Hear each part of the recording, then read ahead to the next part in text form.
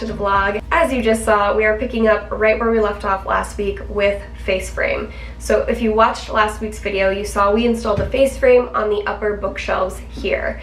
Today, I've been working on installing face frame on the desktop and on the interior shelves for the upper cabinets. Now that that's done, I'm going to go ahead and wood fill all of the nail holes. I actually started doing that on the bookshelves here, which I will show you in just a second, and I've just left it to dry so I can sand everything all at once. I will be cutting and installing the upper and lower cabinet face frame later this week. These need to be perfectly perfect because the door style I'm going to do is an inset door, which means the doors are flush with the face frame. So if our face frame isn't square, then our doors will not open and close properly. The product I'm using to wood fill all of the nail holes is this DAP plastic wood oil-based wood filler. I've used the water-based before, which is just fine, but it does shrink. The oil-based just speeds up the process a little bit. A lot of times with the water-based, you put it on, you go to sand it, and because it shrunk, it kind of creates a divot, so you still need to do another layer of wood filling. If you use the oil-based and you sort of mound it up over the hole, and then you go to sand it, because it doesn't shrink, you really only have to do this once if you do it right, of course. So this is the first time using it. So far, so good. I'm going to use the same thing along all the other edges, and then I've got a different product for some of the seams that are more visible once we get to filling those. You can see I've started filling all the nail holes on the bookshelves here. It looks like it's covered in acne medicine, but it's just wood filler. Basically, I've added a little more filler than I need here. So it's not totally flush to the wood, it's actually raised a little bit. If there is any shrinkage, when I sand this down, it will be totally flush with the wood. With the water-based wood filler, if you just apply it flush with your finger and then let it dry, you'll come back and there will be a little divot there. So I'm kind of counteracting that by using both the oil-based product and mounding up the wood filler with a little bit of extra. So hopefully I'll only have to do this one time. I still have to fill the pocket holes here. For that, I purchased the Craig plugs. So these are cut to fit perfectly inside of the drilled pocket holes. So basically I can put a little glue on these, stick them in each of the holes, and then just sand down any that sticks out a little bit. And then if there's any gaps, I can just wood fill the gaps instead of having to fill these huge holes with wood filler. It's totally possible. I've done it before. It just takes a lot more product and a lot more sanding. So hopefully by using these plugs, it will save me a little bit of time there as well.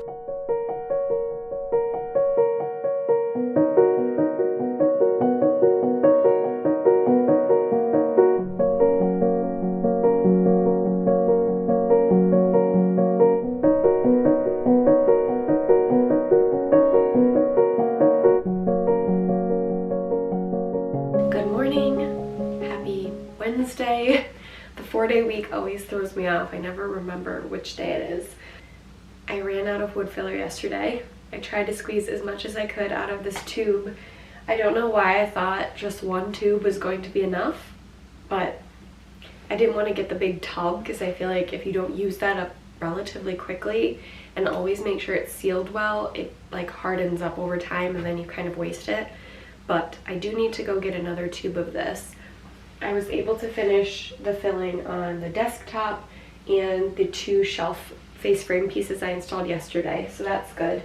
And then last night, I didn't film it, but I started to install these little plugs in the shelves over here.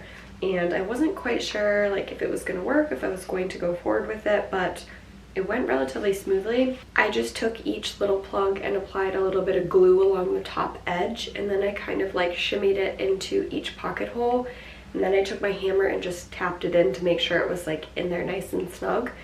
Once they were dry, I did a test sand on one to see how it was going to sand down, and it went pretty well. It's definitely helpful when the pocket holes have more space around them because I can kind of move the sander around. I did not put these plugs in on the bookshelves yet because the pocket holes are much closer to the corners, and I wasn't sure if my sander was going to fit in there well and if I'd have to sand them by hand, and sanding these down by hand would have been so difficult. But I remembered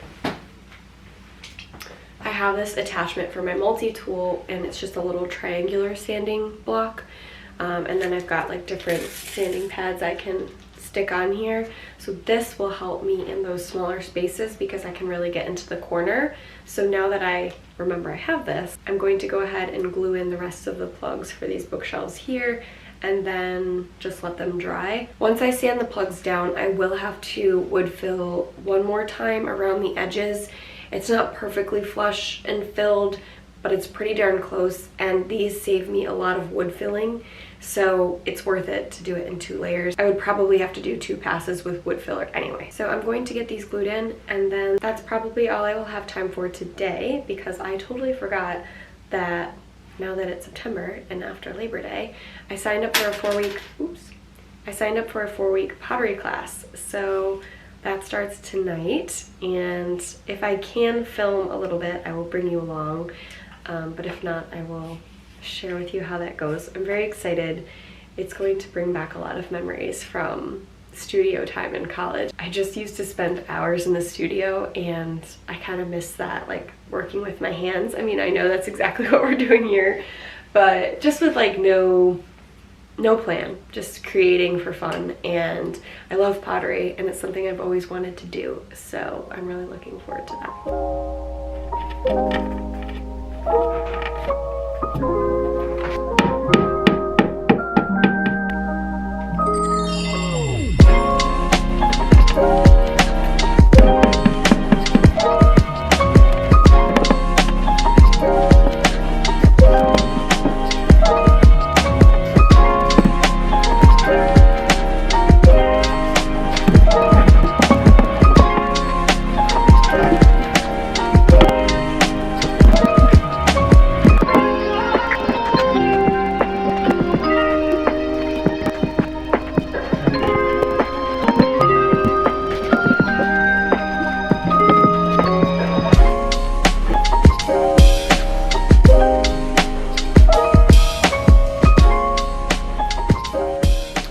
Actually found some more wood filler in the basement. This is not the oil-based, and I did apply it on pretty thickly. You can see it's still drying here, but I don't know if you can even see on camera, but you can see where the hole is. It's actually starting to shrink in. I'm hoping that because I applied it so thick, when I sand it, it will all be smooth, but we will see. At least that allowed me to finish up all of the wood filling so far. I also had some filling I needed to do on the brace underneath the countertop, so I've got some big piles of wood filler drying there. And then I had a whole bunch of nail holes on these side panels, so that's all good to go and drying. Needle tool, let's try with a needle. And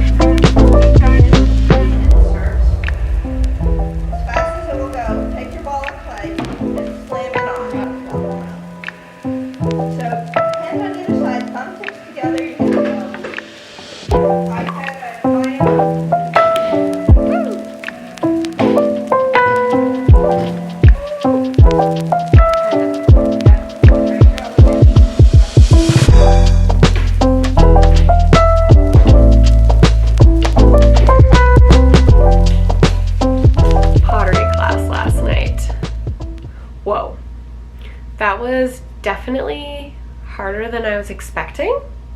I don't know what I was really expecting, but I honestly thought I would like pick it up a little more easily, but it requires so much more hand strength and like technique with positioning your arms and your body than I expected. But it's okay, it's just day one, lots to learn. This class is just 4 weeks, and it's a really high level introduction of like learning to throw on the wheel. but there are other classes that are longer and more in depth and, you know, teach you other skills. So I feel like it's a super crash course, which is good because I like to learn fast, but definitely messy. Definitely have to work on my technique. Centering the clay on the wheel is the hardest part. I'm not sure if other like experts would agree with that. Obviously they're doing more than just like making a bowl or vase, which is all we were working on, but I found that to be really hard because you have to apply a lot of pressure and pull the clay in order to get perfectly centered so that it's not wobbling on the wheel when it spins.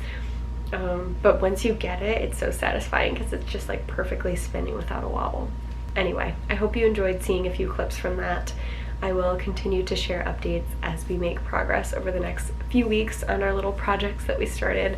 We'll see what I come out of there with. Some of my vases are a little, they're okay, but you know, it's all handmade, so it's supposed to be a little imperfect. Now we are going to switch gears back to face frame. I know I've been talking about it all week long, but I really need to get this done, and I've definitely been dragging my feet a little bit. This is like getting it over the finish line. So I've been like procrastinating by filling nail holes and sanding, but I really just need to get this face frame up. So to help myself and make sure I'm not forgetting something or overlooking something, I've drawn a little sketch of the 3 sections that need face frames still. We've got the top section of the bookshelves, the upper cabinet, and the lower cabinet. I have to factor in the ceiling, which is slightly slanted, so each of my pieces that goes to meet the ceiling will be a little bit different. At the very end of this, I will be adding a piece of crown molding along the top edge of just the cabinets. I'm not going to go all the way around the room. I'm just going to do the upper section of the cabinets. So whatever I'm installing now is going to go roughly to the ceiling, but there could be an inch gap there. So never fear, we still have one more final finish piece that needs to happen. I am going to start, I think, with the upper bookshelves. Originally, I was going to save that top section for last and do it all together, but based on my drawing and kind of figuring out all the cuts, I think it makes sense to start with that. I also need to install some blocking, which is basically just scrap wood at the top of the cabinets, because I need something to nail the final crown molding and face frame pieces too. So that blocking will just act as like a backer essentially that I can nail into. So with that, I'm going to go out and cut 4 pieces of 1x2 for my vertical pieces here, and then we're going to glue and nail those in place.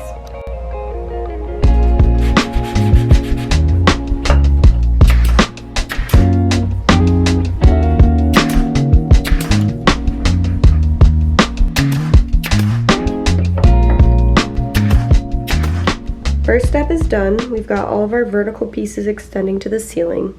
Now what I need to do is cut some blocks and figure out how I'm going to install those before I put the final piece of face frame on.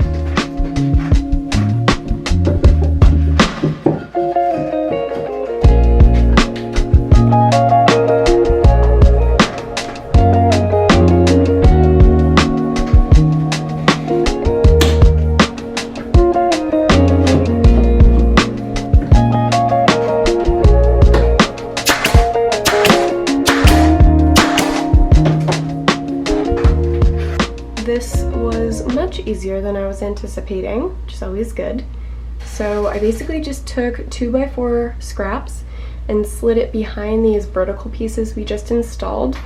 I already had glue on the back side of those, so I just pulled the 2x4 up to the back and shot a few nails in the face frame pieces to secure it. Same thing with this one over here. I just left a gap there so I could reach my hand in and use some clamps. I don't need to overly secure these because it's really just a backer for the crown molding once we install that. So this is plenty. The gap you see along the top will be completely covered by the crown molding once we install that. So it's totally fine that these backer pieces don't go all the way up.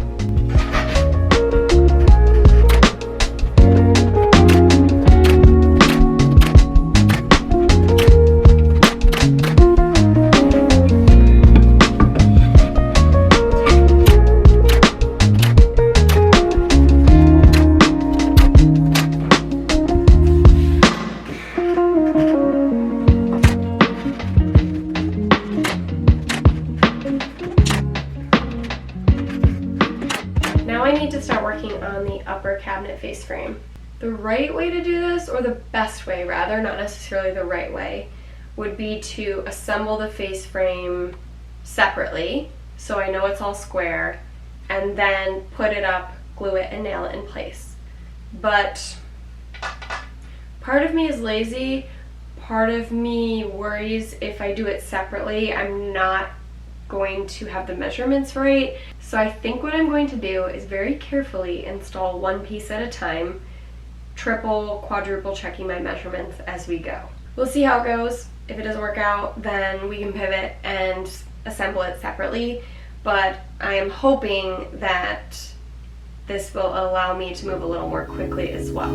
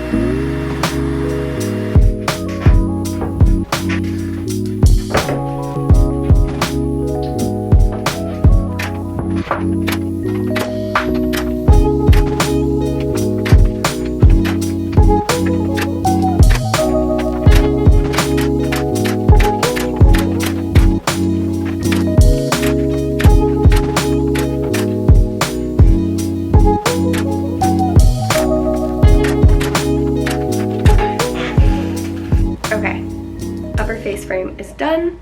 I'm not done because I totally forgot I needed to do the face frame on the base cabinet, but we are so close. And this one was the one that I was feeling was going to be hard. So I feel a big weight off my shoulders now that it's up and completed. I think I got pretty close on the measurements. We will find out when we build the doors, but that will be a little bit later down the line. I'm going to work on the base cabinet face frame off camera. You guys have seen enough of this, so I don't want to bore you with more of the same. So I will get that done. What I would like to do before I wrap up the vlog this week is go through the paint swatch books, pick out a few swatches, get some samples, and throw up a few test areas to see what color we're leaning toward. I haven't quite decided. I've been looking on Pinterest. I love so many different color schemes. I love dark, I love light, and I just don't know. I have no idea. I couldn't tell you right now what I'm gonna pick. I love green, but I'm like, do I want to do green? I do green a lot, and I think I might do green in the kitchen potentially, so I don't know. We will figure it out. That's what we will work on over the next few days. Right now I am tired, I feel disgusting, I'm covered in sawdust, so I'm going to go clean up, make some dinner, hang out with Matt, try to relax, get my feet up. Oh my goodness, I'm getting old.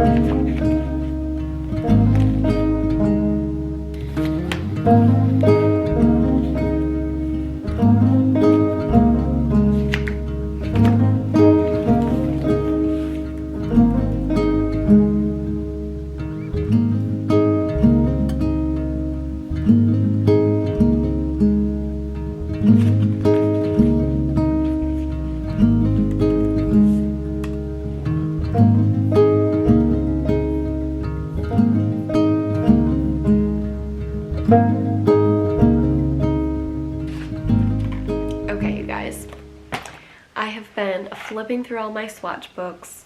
The two brands I have are Farrow and Ball and Dunn Edwards. You can find very similar colors at any paint store, any brand, but these are just my go-tos. And then I try to find a similar swatch in the brand that I'm shopping, or you can ask the paint store to actually find this brand's color code and mix the paint according to their color code.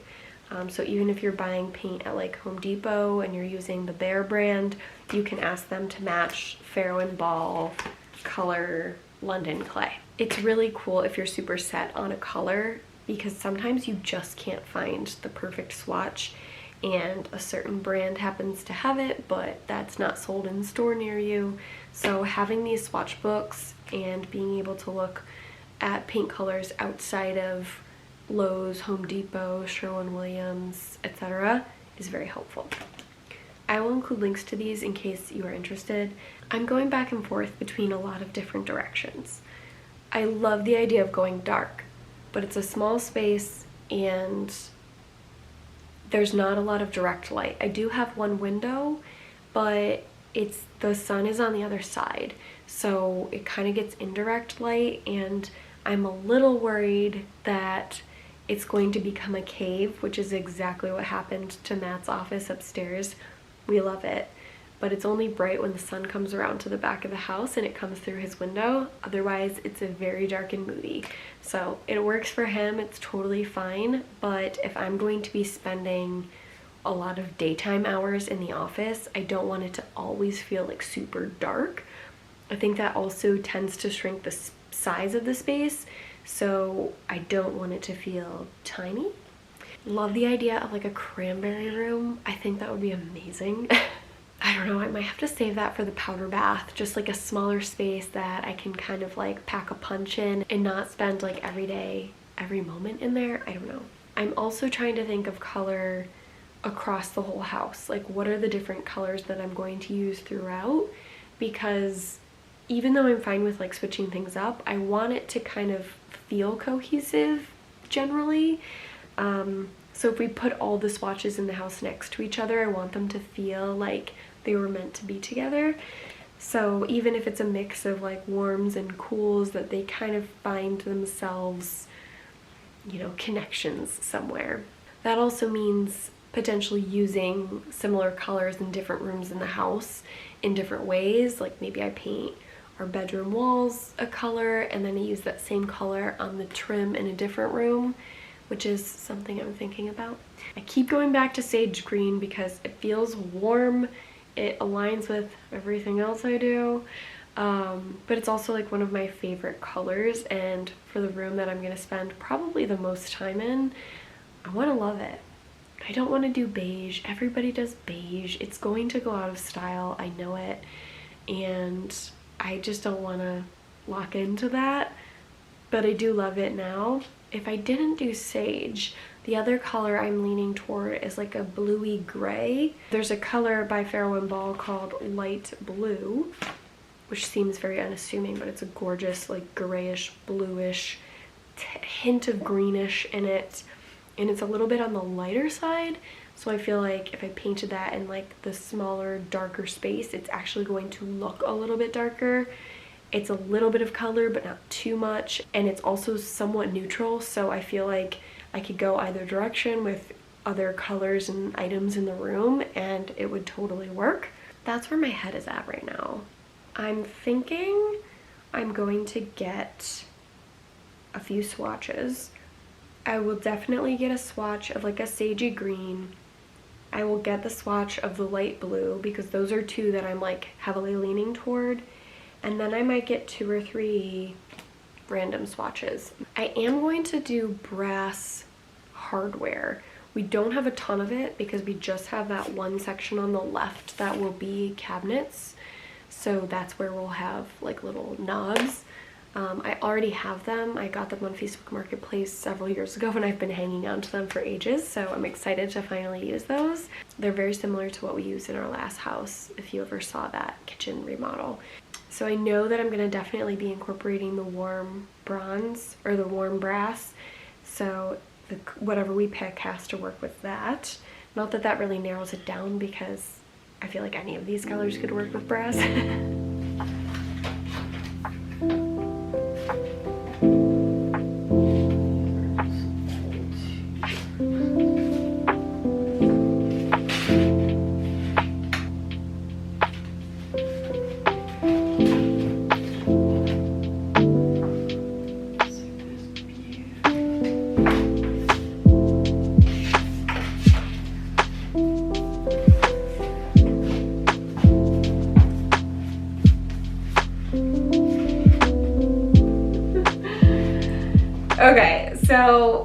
I've narrowed it down. As you can see, all very different colors. I love the dark, but the sun is now kind of in the back of the house, and this is probably, it kind of varies, but this is one of the brighter times of the day. And I feel like when I have the color up against these walls opposite the window, they're very dark. Like, these are pretty light colors, but just based on the wall you have them on, they change quite a bit. And I love the softness on the cabinets. It's going to be a pretty prominent color in the room, and I haven't decided if I'm going to cover the whole room in the same color, if eventually I'll do wallpaper, if I want to paint the ceiling. I don't know yet. I'm gonna kind of play it by ear. With the wallpaper, there's so many options and I'm so undecided there. So I'll probably start by painting, and then I can always add wallpaper in the future once I kind of settle in and get a feel for the vibe that I'm going for. The problem is with small rooms like this, where I've got 2 doors, a window, all this cabinetry, 7.5-inch thick baseboard, it's a lot of trim. And if I were to paint that all the same color, there's just these like weird shapes of wall left. So it kind of looks like you're trying to do a lot in a small space. If it's all the same color, I feel like your eye expands because there's no start and stop. So you're not seeing a wall color and then a trim color and then a little bit of wall and then the ceiling and then a little bit of wall and the window. It just all blends together. So in an effort to make the space feel a little bit bigger than it is, I'm thinking that all the same color is probably the best play. We don't need to decide yet. I still have time. And I'll probably change my mind 5 times. So I'm just gonna go get a few swatches, see what they look like. It will at least give me a baseline to react to, and then I can kind of shift from there.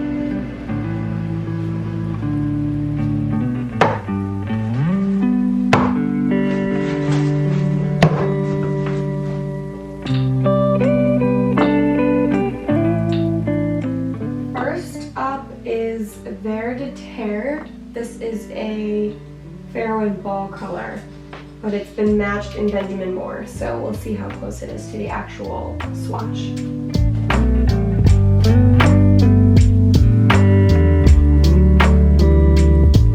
Second color is Stone White, also from Farrow & Ball. This is the one I was leaning toward originally because it had more of a green undertone, and I liked that it was kind of like a warm sage. We'll see.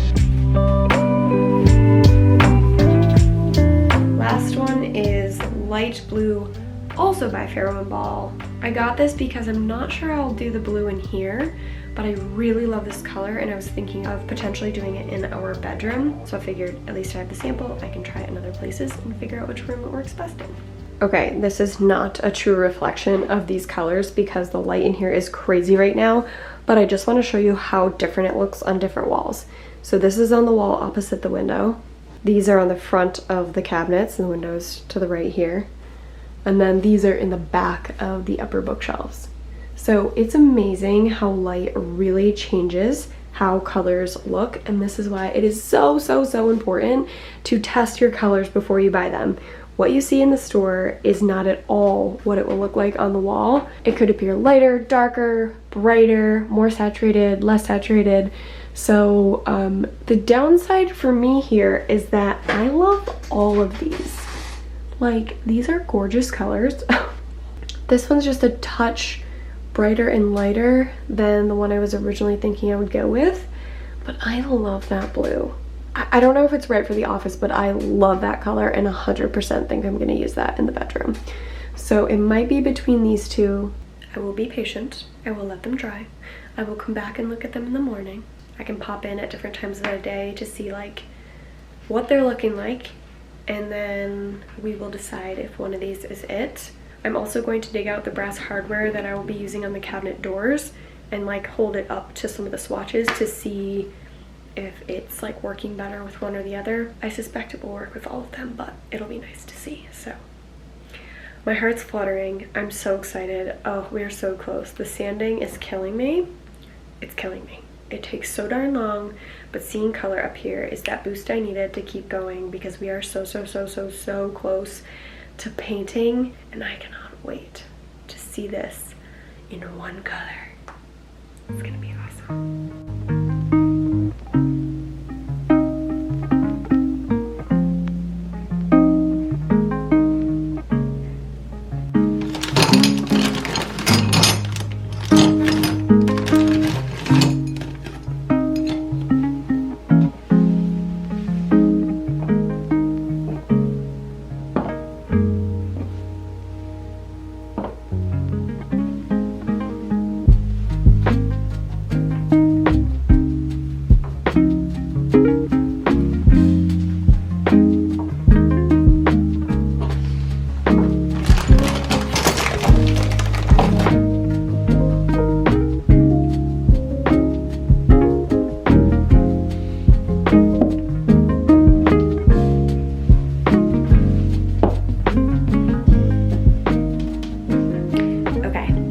I've narrowed down a color.